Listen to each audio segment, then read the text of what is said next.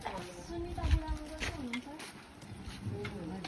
सुनिता बुढामा बोलाइदिउँ न।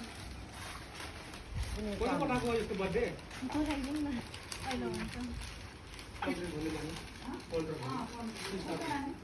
ए नानी ए सुमिता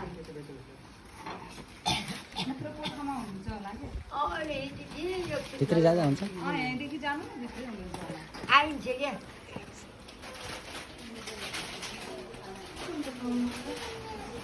सुमिता ए Sumita Happy birthday to you.